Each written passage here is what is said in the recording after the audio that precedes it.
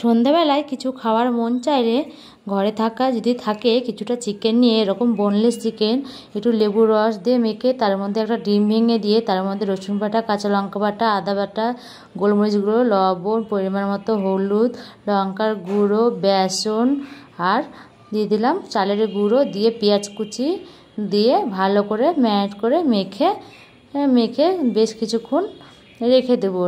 রেখে দেওয়ার পর তারপর আমি একটা কড়াইয়ে গরম করে নেব তেল গরম করে নিয়ে এক পিস করে পকোড়াগুলোকে দিয়ে দিব।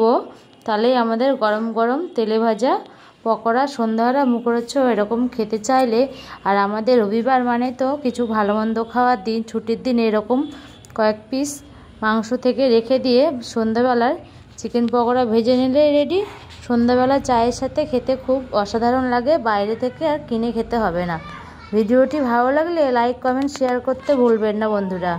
এইভাবে রেসিপিটি বানাবে, মুচমুচে খাস্তা হবে। দেখো কত সুন্দর খাস্তা মুচমুচে হয়েছে পকোড়াগুলো।